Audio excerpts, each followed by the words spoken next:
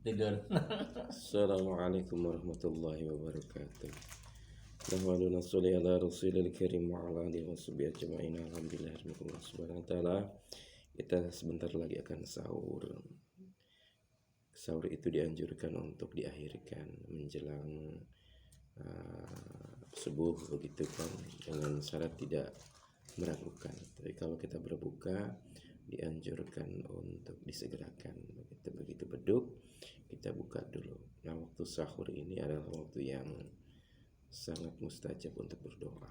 Kita doakan, kita berdoa semoga Allah Subhanahu wa taala sebarkan hidayah ke seluruh penjuru alam sehingga semakin banyak orang yang mendapatkan hidayah, berbondong-bondong orang masuk ke dalam rahmatnya Allah Subhanahu wa taala, terhindar dari azabnya Allah Subhanahu wa taala. Jadi Allah Subhanahu wa taala, kehidupan dunia ini adalah kehidupan yang sementara. Sebesar apapun atau setinggi apapun jabatan kita, sebanyak apapun harta benda yang kita miliki,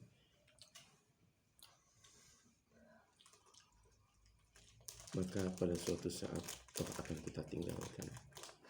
Dunia ini hanya sebagai sawah ladang kita untuk menuju alam akhirat.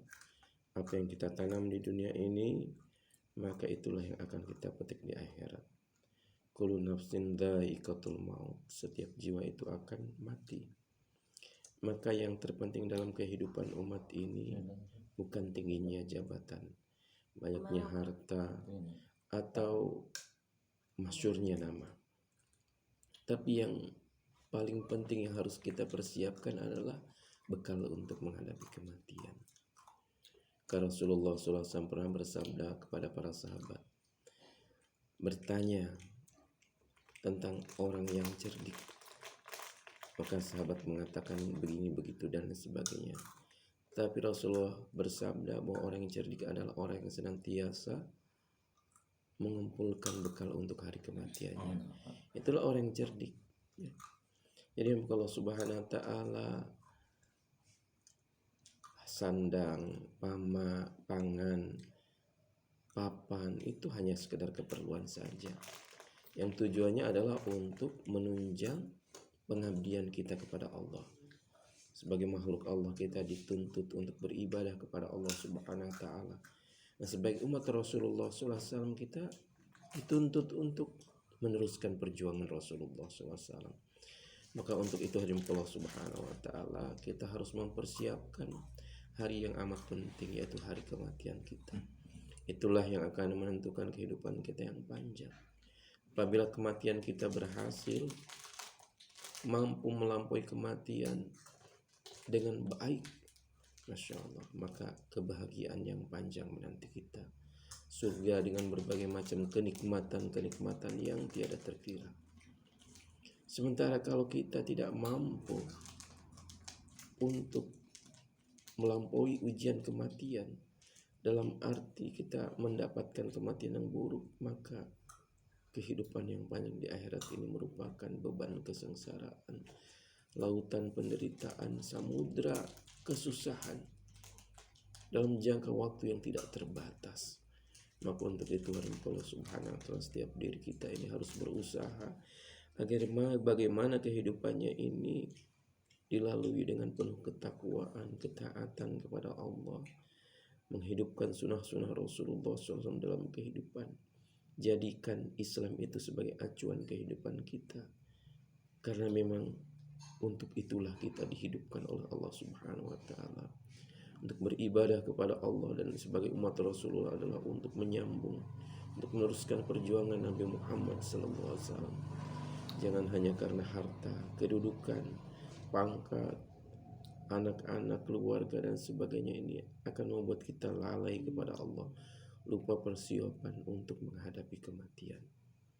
Dan muka Allah Subhanahu wa ta'ala, sebesar apapun amal yang kita lakukan, tetapi ketika kita di alam kubur, kita baru menyadari ternyata iman dan amal soleh yang paling berharga buat kita. Seandainya kita dihidupkan kembali Padahal itu mustahil. Mungkin kita akan menyedekahkan seluruh harta kita, akan menghabiskan waktu kita untuk beribadah kepada Allah. Tapi itulah hikmah Allah Subhanahu wa taala, agar kita bisa juga melaksanakan aktivitas sebagai manusia pada umumnya, mencari nafkah dan lain sebagainya, beraktivitas. Hanya Allah Subhanahu wa taala kelak mayat di dalam kubur akan berkata, Rabbana absurna wa sam'ina farjina na'mal solehan inna mukinun. Setelah mengetahui tentang alam-alam gaib, 100% iman kita, tetapi hadirin Allah Subhanahu wa taala, penyesalan di alam kubur dan seterusnya ini tidak akan memberikan dampak kepada kita kecuali penyesalan dan penyesalan saja. Untuk itu mari sama-sama di bulan Ramadan yang apabila kita mengamalkan amalan sunnah akan dihitung sebagai pahala wajib, dan melaksanakan amalan wajib akan dihitung 70 kali lipat pahalanya dibandingkan kita melaksanakan kewajiban di luar bulan Ramadan. Manfaatkan kesempatan ini, jadikan aji mumpung kita, karena kita masih Ramadan khususnya, di mana lautan pahala, lautan magfirah ini akan Allah berikan kepada orang-orang yang mau sungguh-sungguh mentaati Allah Subhanahu wa taala. Semoga Allah Subhanahu wa taala berikan kekuatan, kemudahan kepada kita untuk bisa melaksanakan seluruh aktivitas Ramadan ini dengan segala pernak-pernik dalam Ramadan, dan jangan kotori Ramadan ini dengan hal-hal yang akan membatalkan puasa kita atau mengurangi pahala kita ketika kita melaksanakan aktivitas di bulan Ramadan. Subhanallah wa bihamdihi, subhanakallahumma wa bihamdika, asyhadu alla ilaha illa anta, astaghfiruka wa atubu ilaik.